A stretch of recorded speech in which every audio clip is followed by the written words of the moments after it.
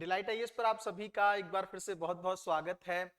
तो बांग्लादेश भारत का पड़ोसी है और भारत सबसे ज्यादा भूमि सीमा जो है वो बांग्लादेश के साथ ही साझा करता है और बहुत अच्छे संबंध भी बांग्लादेश के साथ भारत के रहे हैं। लेकिन पिछले कुछ समय से बांग्लादेश में अस्थिरता का माहौल है और सिचुएशन इतनी ज्यादा खराब हो चुकी है कि यहां तक कहना पड़ रहा है कि बांग्लादेश में शायद बहुत जल्द सेना जो है अपने हाथ में कमान ले सकती है या बांग्लादेश के अंदर सैन्य शासन आ सकता है।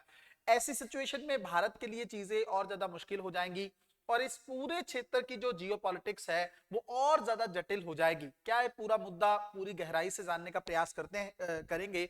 और अगर आप लोगों ने डिलाइट आईएएस के यूट्यूब चैनल को सब्सक्राइब नहीं किया है तो आप चैनल को सब्सक्राइब कर सकते हैं। अंतरराष्ट्रीय संबंधों की जो राजनीति है उसको आप बहुत अच्छे तरीके से समझ पाएंगे। रेगुलर अपडेट्स आप लोगों को मिलते रहेंगे। इसके साथ ही यूपीएससी की तैयारी को लेकर एक बेहतरीन मार्गदर्शन भी आप लोगों को मिल पाएगा। अगर मैं इस मैटर की बात करूं, आप सबसे पहले बांग्लादेश की लोकेशन देखेंगे।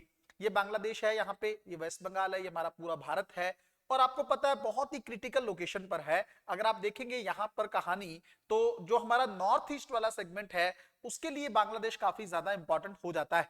अगर मैं आप लोगों को थोड़ा इतिहास की बात करूं तो ये बांग्लादेश पहले पाकिस्तान का हिस्सा था और कई बार ऐसी संभावनाएं अब उठने लगी हैं क्या बांग्लादेश फिर से पाकिस्तान की तरफ जाना चाहता है। क्या ऐसी भी कोई कहानी देखने को मिल रही है? कौन से ऐसे तथ्य हैं जिसके आधार पर इस तरह की बातें कही जा रही? अगर मैं आप लोगों को थोड़ी सी बात इसके बारे में बताऊं तो ये है कि अगर अगर हम लोग देखें कि आजादी से पहले बांग्लादेश का ये जो क्षेत्र था ये पूर्वी पाकिस्तान का हिस्सा था। आजादी के बाद जो पश्चिमी पाकिस्तान था उसने यहाँ पर डिस्क्रिमिनेशन की पॉलिसीज को अपनाया, भेदभाव की रणनीतियों को अपनाया और उसके साथ अगर हम लोग चीजें देखें तो चीजें इतनी खराब हो गई कि 1971 में भारत को बांग्लादेश को एक अलग देश के रूप में आजाद करवाना पड़ा और यहां पर पाकिस्तान का शोषण खत्म हुआ, है ना। तो 1971 में भारत ने बहुत बड़े स्तर का रिस्क लिया था क्योंकि अमेरिका ने भारत को परमाणु तक की धमकी तक दे डाली थी। उसी समय में आपको पता है कि भारत और सोवियत संघ के बीच में मित्रता संधि देखने को मिलती। तो ऐसी सिचुएशन में हमने बांग्लादेश का निर्माण करवाया। अब वर्तमान कंडीशन की अगर हम लोग थोड़ी सी बात करें, आप लोग जानते हैं कि जब तक शेख हसीना बांग्लादेश के अंदर थी तब तक भारत और बांग्लादेश के संबंध बहुत अच्छे थे। चाहे वो चीन को काउंटर करने की बातें हों, चाहे पाकिस्तान की आईएसआई से बांग्लादेश को दूर रखने की बातें हों, चाहे हिंद महासागर में रणनीतिक भूमिका निभाने की बात हो, इन सारी सिचुएशन में जो है बांग्लादेश भारत के साथ सहयोग कर रहा था। लेकिन आपको पता है वहां पर शेख हसीना की सरकार चली गई, वहां पर जो है इनके खिलाफ विरोध होने लगा और उस विरोध को इस तरह से पाकिस्तान पे आरोप है कि पाकिस्तान की आईएसआई और चीन ने काफी ज्यादा भड़काया था। शेख हसीना को बांग्लादेश छोड़ के भारत आना पड़ा और तब से वहां पर बांग्लादेश में आंतरिक सरकार के रूप में मोहम्मद यूनिस जो हैं वो सत्ता में बैठते हैं। ठीक है, तो बांग्लादेश में इंटरिम गवर्नमेंट बनती है और मोहम्मद यूनिस जो है वो भारत के लगभग आपको पता है कि अगेंस्ट रहते हैं। विपक्षी पार्टी जो थी बांग्लादेश में वो शेख हसीना की विपरीत पॉलिसीज को अपनाती। तब से भारत और बांग्लादेश के संबंध काफी खराब हुए। अब लेटेस्ट सिचुएशन की अगर हम लोग बात करें तो बांग्लादेश जो है वो लगातार क्लोज जा रहा है पाकिस्तान के, है ना। मोहम्मद यूनुस पाकिस्तान की यात्रा करते हैं, वहां पर पाकिस्तानी पीएम से मिलते हैं। वहीं बांग्लादेश जो है पाकिस्तान से बहुत सारा चावल आयात करता है, बासमती चावल आयात करता है। और यहां तक बात हुई कि पिछले 53 सालों में जो कभी नहीं हुआ था वो ये था कि पाकिस्तान का कोई जहाज जो है बांग्लादेश के चटगांव पोर्ट पर आकर ठहरा था। तो इस तरह की सिचुएशन भारत की रणनीतिक हितों के लिए भी बहुत सारा सवाल क्रिएट कर रही है। क्या भारत की संप्रभुता को लेकर चुनौती बन सकती है? अगर हम लोग भारत की अंतरिम सरकार को लेकर अभी कहानी को लेकर देखें तो मोहम्मद यूनुस जो हैं, हालांकि वो जब से पीएम बने हैं बांग्लादेश के, तब से भारतीय प्रधानमंत्री के साथ मिलना चाहते हैं, है ना। उन्होंने कई बार ये इच्छा जाहिर भी की है। तो जब आप लोगों को पता है कि लगभग 1.5 महीना हुआ था वहां पे उनकी सरकार आए हुए, तब वो न्यूयॉर्क यूएन के किसी समिट में गए थे और वहां पे भारतीय प्रधानमंत्री भी गए हुए थे। लेकिन उन्होंने मिलने की इच्छा जाहिर की, लेकिन भारतीय प्रधानमंत्री द्वारा इस चीज को रिजेक्ट कर दिया गया क्योंकि आपको पता है भारत के शेख हसीना के साथ काफी अच्छे संबंध रहे। दूसरी चीज, अभी आप लोगों को पता है नेक्स्ट मंथ जो है बीम्स्टेक का समिट होने वाला है थाईलैंड के बैंकॉक में। तो बांग्लादेश की तरफ से फिर से इच्छा जताई गई है कि वो भारत के प्रधानमंत्री से मिलना चाहते हैं। लेकिन लगभग लगभग संभावना इस चीज को लेकर भी है कि शायद भारत जो है बांग्लादेश के साथ अभी नहीं मिलना चाहता है। उसके कई सारे रीजन है। एक तो ये है कि आपको पता है कि बांग्लादेश के अंदर किस तरीके से जो है हिंदुओं पर अटैक हो रहे हैं। है ना। तो उसको लेकर भारत सरकार ने बार बार मुद्दा उठाया है, लेकिन बांग्लादेश ने कोई समाधान नहीं किया है। दूसरा, बांग्लादेश लगातार क्लोज जा रहा है पाकिस्तान के भी और चीन के भी। ये भी भारत को अच्छी बात नहीं लगती है कि आपको पता है कि हमने आपका निर्माण करवाया है, हमारी संप्रभुता एक बहुत इंपॉर्टेंट चीज है, आप उसके साथ समझौता कर रहे हैं, आप आईएसआईए के साथ मिलकर सपोर्ट कर रहे हैं, आप चीन के इन्वेस्टमेंट को बड़े स्तर पर बांग्लादेश में बढ़ा रहे हैं। अभी अगर मैं एक दो दिन की बात करूं तो बांग्लादेश में सैन्य शासन को लेकर क्या कहानी हो रही।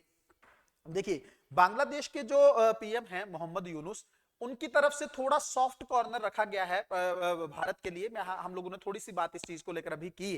तो ऐसी सिचुएशन में वहां पर ये बात उठने लगी कि शायद भारत के अंदर जो है, भारत के अंदर जो बांग्लादेश के जो चीफ है, आर्मी चीफ है, वो भारत के साथ मिलकर शेख हसीना को वापस लाना चाहते हैं बांग्लादेश में। इस तरह के आरोप वहां पर मोहम्मद यूनुस की पार्टी के द्वारा लगाए गए, जिसका बहुत सख्ती से वहां की आर्मी चीफ ने जवाब दिया।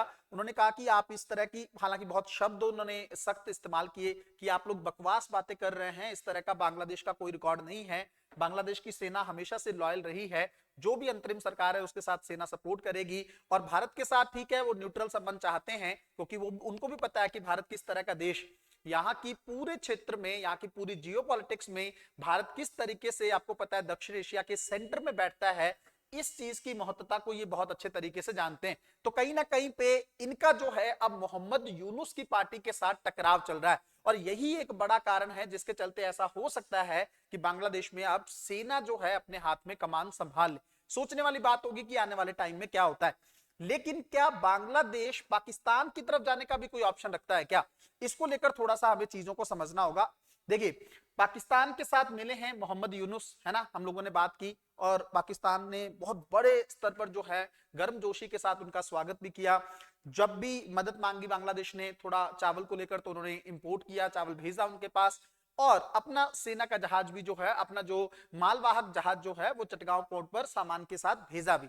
तो ऐसी सिचुएशन में ये एक संभावना लग रही है कि क्या मोहम्मद यूनुस पाकिस्तान की ज्यादा क्लोज जाना चाहते हैं।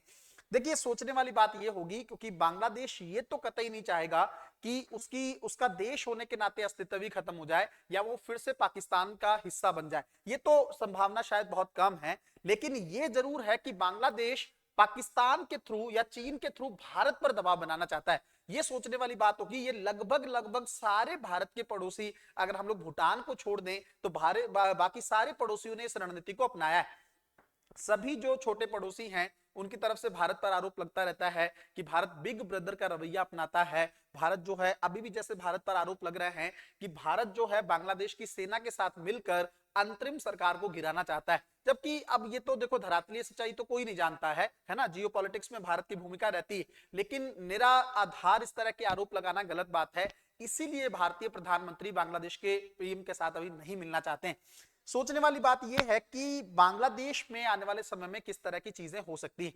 देखिए, जब तक भारत की भी ये बात है कि जब तक जो है शेख हसीना स्थापित नहीं होती हैं या एक जेन्युइन गवर्नमेंट नहीं आती है, तब तक बांग्लादेश के मुद्दों का सॉर्ट आउट नहीं हो सकता है। इसलिए बांग्लादेश में जो अंतरिम सरकार बनी है, वो लगातार क्लोज जारी है चीन और पाकिस्तान के।